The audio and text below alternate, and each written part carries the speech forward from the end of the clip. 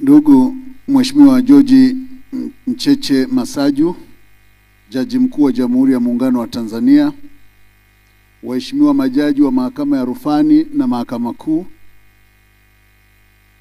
Mheshimiwa Naibu Mwanasheria Mkuu wa Serikali, Mheshimiwa Naibu Wakili Mkuu wa Serikali, waheshimiwa majaji wastaafu, Mheshimiwa Msajili, watumishi wa serikali, waheshimiwa viongozi wa dini, wanachama wa Chama cha Wanasheria Tanganyika, mawakili wasomi mliopokelewa hivi karibuni leo asubuhi hii, waandishi wa habari, mabibi na mabwana. Ninawasalimu kwa heshima na kwa mujibu wa kifungu cha 4 cha sheria ya Chama cha Wanasheria wa Tanganyika, TLS Section 4. Mheshimiwa Jaji Mkuu, nianze kwa kumshukuru Mwenyezi Mungu mwingi wa rehema kwa kutujalia uhai, afya njema na kutuwezesha kukutana katika siku hii adhimu ya kuwapokea wanachama wetu wapya katika taaluma hii tukufu ya sheria. Ni furaha kubwa na heshima ya kipekee kusimama mbele yenu katika tukio hili lenye maana kubwa, si tu kwa maisha yenu binafsi, bali pia kwa mustakabali wa haki na utawala wa sheria nchini. Aidha, nachukua fursa hii pia bila kuathiri hatua zozote zinazoendelea kutoa pole sana kwa wananchi waliofiwa, kupoteza ndugu, jamaa na marafiki, na wale waliopata madhara mbalimbali ikiwemo uharibifu wa mali uliotokana na changamoto za uchaguzi mkuu wa Oktoba 29. Na ni imani yangu kwamba Mungu atatuonesha namna bora ya kutoka katika changamoto hii tukiwa wamoja zaidi. Nawapongeza kwa dhati kila mmoja wenu kwa kufanikisha hatua hii muhimu. Safari yenu hadi leo imejaa bidii, uvumilivu na kujitolea. Leo mnaungana rasmi na safu ya heshima ya mawakili wa Tanzania, jumuiya ya watoa huduma ya kisheria yenye wajibu mkubwa katika kuhakikisha haki, usawa na ulinzi wa katiba vinadumishwa. Chama cha Wanasheria wa Tanganyika kinaendelea kujivunia mafanikio tangu kuanzisha kwake takriban miaka 70 iliyopita. Ni miaka ya mafanikio yaliyotokana na juhudi na uongozi wa wanachama wake waliotangulia na waliopo.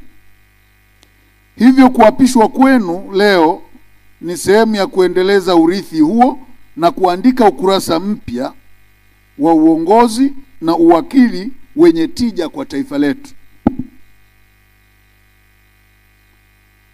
Ndugu zangu, katika siku hii ya kihistoria, naomba niwape nasaha chache au nyingi zifuatazo. Kwanza, jambo la kwanza la kufahamu kwamba uwakili ni wito wa kuhudumia jamii, sio kazi ya kawaida.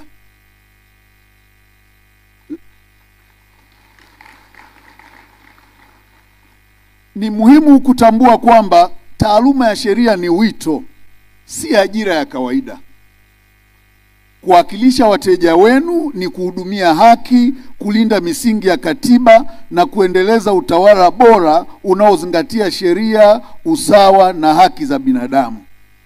Hivyo wakili ni mtu ambaye kiwango chake cha uzalendo kwa taifa, ujasiri katika kusimamia na kulinda katiba na sheria, utawala bora, utawala wa sheria zikiwemo haki za binadamu ni cha juu zaidi kiwajibu kuliko mtu mwingine.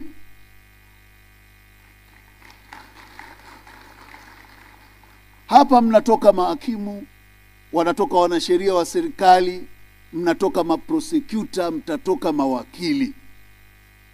Unaposhika karatasi kufanya kazi, jua unafanya kazi hiyo ukiwajibika kwa Mungu, na ifanye kwa kiwango kama kwa ubora ambao hutaufanya tena, na Mungu akikuuliza utasema that is the only best thing I can do. Jambo la pili, mawakili ni nguzo katika jamii. Jamii inawaona ninyi kama walinzi wa haki, uadilifu na ukweli.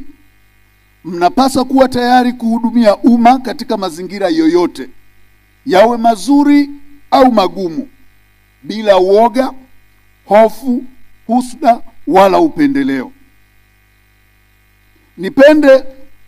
Nipende kuwakumbusha pia mnalo jukumu kubwa la kusimamia utawala wa sheria, haki za binadamu na utawala bora kwa mustakabali wa maendeleo endelevu na ulinzi wa rasilimali za taifa. Tunaweza tukawa na majeshi yenye kila aina ya silaha. Tunaweza tukawa na makombora. Ukishakuwa na mawakili vilaza, taifa hilo litapigwa na kila mtu. Siku hizi watu wanagombana kwenye karatasi, kwenye mikataba ya kimataifa, kwenye namna ya kuikamata dunia kibiashara, kiuchumi. Tuna wajibu mpana wa kuelewa kwamba sisi, yani wewe ni bondia. Unajua football tunasemaga kuna teamwork. Mnashirikiana, mnakuwa 10, 12, 11, 12 refa akiwa upande wenu, 11. Lakini unapokuwa wakili ni sawasawa na jeshi, lakini la mtu huyo aliyetumwa na taifa lake. Uadilifu wenu ni mtaji kwenye hii kazi mnaofanya. Lazima mjue uadilifu wenu ni mtaji. Sifa na tabia njema ni hazina isiyopimika. Uaminifu kutoka kwa wateja, mahakama na jamii unajengwa kwa muda mrefu, lakini unaweza kuporomoka kwa kosa moja. Napenda kuwaasa kudumisha uadilifu kama dira yenu ya kitaaluma, pamoja na kuzingatia maadili kwa mujibu wa sheria. Wakili sio mtu wa ovyo ovyo. Tunaelewa mmepitia law school, mkapita huku. Lakini kama ilivyo chujio ya chai, kuna wakati vipunje vya majani yale yanadondoka kwenye chai. Tunao mawakili wa sampuli hiyo. Chukua nyumba za mirathi, shirikiana na madalali, unauza, hela unakula. Unapokea hela za wateja, hatuendi mahakamani kwa wakati wala kuwawakilisha kwa uweledi. Wengine tunaita kupiga huku na huku. Unakula kwa mteja wako, unakula kwa kule. Ukweli, wakili wa namna hiyo ni dhambi. Kwa sababu ukiondoa wachungaji, siku zote ninasema wachungaji ni watendakazi shambani mwa Bwana. Sisi ni delegatus wa Mungu kwenye kutoa haki, ni juu ya watendaji. Kwa hiyo kiwango chetu cha uadilifu kinatakiwa kiwe juu zaidi ya watumishi wote unaowaona duniani. Jambo lingine, elimu endelevu. Ukiingia kwenye tasnia na taaluma hii, soma. Sio unabaki na vistatuti vyako na tuvitabu tu mwaka 74 mpaka tumebadili rangi. Unafikiri you are there. Hutakuwa na msaada kwako, lakini vile vile hutaweza kuingia kwenye ushindani wa soko. Soma, jiendeleze. Hudhuria CLE. Fanya tafiti. Siku hizi unakuta kuna vikao vya mahakama ya rufani. Wakili yuko kuangalia mechi ya TRA na Yanga. Afikiri kwamba huu muda dakika masaa mawili haya nikae pale nione kitu gani kinaendelea. Huoni hilo jambo. Hatujifunzi. Ndio maana wakati fulani tunashindwa kuzishauri mahakama au kuzishawishi mahakama vizuri, kwa sababu we are so damn closed. Yani hujui chochote wakili, unanyenyuka na ka authority kako ka mwaka 44 ambako ni so irrelevant. Alafu mwisho tutabaki kulaumiana. Soma, jiandae na ukubali kwamba hujui kila kitu. Uliza kwa walio kutangulia.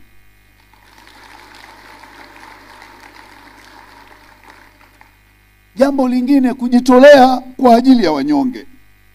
Kumbukeni jukumu la kutoa. Kumbukeni jukumu la kutoa huduma za kisheria kwa watu wasioweza kumudu gharama. Ni wajibu. Is not an option. Sio hiari unapokuwa wakili. Kazi yetu sio kutengeneza faida tu, bali ni huduma kwa jamii yetu. Pro bono, hiyo tunaita ndio moyo wa uwakili. Usiruhusu machozi ya mwananchi yatiririke mbele zako kwa sababu wamekosa uwakilishi wa kisheria katika changamoto inayompata.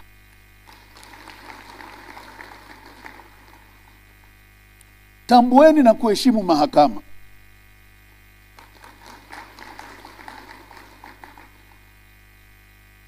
The court you see is your bread and butter. That is the first principle you must understand.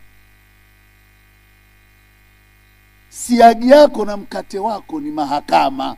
That is where you are making your living. Don't turn it into a hell. Mahakama ni muhimili wa utoaji haki. Heshimuni majaji, mahakimu na watumishi wa mahakama. Wafanyeni kuwa washirika wenu katika kuhudumia wananchi na utoaji wa haki. They are not your adversary. Kwa hiyo tuhakikishe tunatengeneza haiba ya taaluma yetu. Kama hakimu amekosea, kuna utaratibu. Kama jaji amekosea, kuna utaratibu. Kama hujaridhika na uamuzi, kuna utaratibu. Tufanye utaratibu ili tutengeneze mahakama zetu ziwe mahali bora na salama, lakini penye kila nakshi ya uweledi na uadilifu kila tunapotekeleza majukumu yetu. Lakini lingine nalo hasa ni kwamba huduma ya sheria nje ya mipaka ya Tanzania. Ulimwengu unabadilika na sheria hazina tena mipaka. Tusiogope kushirikiana na vyama vingine with caution. Tushirikiane na vyama vingine. Tuna East Africa Law Society, tuna Pan Africa Law Union, Lawyers Union, tuna International Bar Association. Twende kule. Wajua Tanzania tunapenda sana kupiga, tunajificha chini ya meza huko. Tusiogope kuinteract na wengine. Ili mradi tuna interact tukiwa na akili timamu na tukielewa mipaka na kulinda maslahi ya haki za binadamu, lakini na ulinzi wa taifa letu. Jambo lingine, nawaasa shirikini katika maendeleo ya chama chenu. TLS ni chama chenu. Sasa ni wanachama halali wa TLS. Jifunzeni sheria na kanuni za TLS. Shirikini katika mikutano na vikao, na hakikisheni mnaelewa wajibu wenu wa kuchangia maendeleo ya chama na ya taifa kupitia chama chenu. Mara zote nimekuwa nasema sisi TLS sio adui wa serikali. We are not an anti-government terrorist group. Sisi ni organization ya kisheria. Tuna wajibu wetu chini ya kifungu cha 4 cha kusimamia sheria, utawala wa sheria, utawala bora, haki za binadamu na kuishauri serikali. Kwa hiyo ni wajibu wenu kuwa na maadili ya kukipenda chama chenu. Na hata chama chako kinapotoa jambo ambalo sio sahihi, fuata utaratibu wa kuwaona viongozi na kurekebisha. Siku hizi tuna vijana wengi sana, nimeona kwamba chama kinaweza kikatoa utaratibu na wenyewe wanaanza kujirekodi, kila mmoja anatoa utaratibu wake. Kanuni za TLS ukizisoma kimya kimya ni kama chama cha wachawi hivi. Ukitoa siri zetu tunakuua kitaaluma. Will take you out. Hatuwezi kula mtu afu katoa siri zetu. Maana yangu ni nini? Kwamba TLS ni taasisi ya kitaaluma. Tunapotoa maelekezo au misimamo ya kitaaluma ni misimamo ya kichama. Sisi hatufanyi kazi kwa dukuduku, kushindana na dola, kushindana na mtu. Hapana, tunachotaka ni kulinda integrity na supremacy of rule of law. Kwa Kwa hiyo mjue mnaingia sasa, nyinyi ni mawakili. Jifunze kwa kila mtu, kuwa mnyenyekevu. Kwa sababu kuna wengine akifika pale mahakamani anafikiri karani wa mahakama ajui. Mimi nilichojifunza, makarani wanajua mambo mengi sana kuliko sisi mawakili. I don't know if you understand that. Unaweza kufika pale na kuambia umekosea hapa, hapaendi hivi, usivimbishe kwamba una certificate umepewa na jaji mkuu. Rudi kule, tulia, jifunze kwa kila mmoja. Ukifika mahakamani umekuta senior, wapishe, ndio utaratibu, kwa sababu unaendelea kujifunza. Sasa unakuta mtu anasema mimi nafahamiana na karani tu, nikifika pale na mkonyeza na waacha wale senior wamezubaa kwenye corridor. Tunaposema twende kwa kufuata seniority ni kwamba senior anapomuaddress judge, anamuaddress hakimu, unajifunza kitu cha kufanya. Ndio maana saa hizi courtesy hakuna. Unamkuta wakili wakati fulani unajibizana na hakimu, utafikiri kikundi cha wavuta bangi. Ni kwa sababu hamtoi fursa ya kujifunza. Na always kwenye sheria ni kujifunza. Understand there is a seniority. Mkubwa anajifunza kwako, lakini na wewe tayari kujifunza. Na kuwa mnyenyekevu wakati wote. Sheria na maendeleo ya taifa. Chukueni wajibu katika kukuza uchumi wa taifa.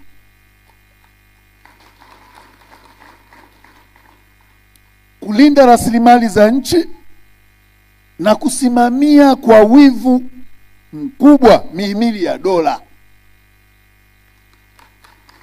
ambao ni serikali, bunge na mahakama. Wajibu wako mkubwa, hakikisha mahakama haichezewi na ina heshima na staa yake wakati wote. Kwa sababu tukiruhusu mahakama, watu wapoteze imani kwa mahakama, we are doomed. Zamani wakati wa babu zetu, angalau uchawi ulikuwepo wa kweli, walikuwa na uwezo. Ukinyimwa haki unakwenda kuloga na mtu anakufa. Siku hizi wachawi hawapo tena wa kweli, ni matapeli tu. Kwa hiyo the only refuge ya kudai haki yako ni mahakama.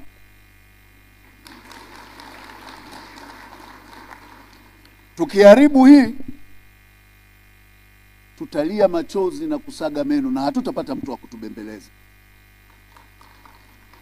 Kwa hiyo kunapotokea mazingira yoyote ya kudiscredit utukufu, sizungumzi utukufu wa Mungu, utukufu wa kimahakama, ile integrity ya kimahakama ambalo ni eneo letu la kazi, yoyote anayetaka kufanya tumkemee kwa nguvu zote bila kumuogopa, na tumwambie kwa maneno makavu, stay away from the integrity of our court.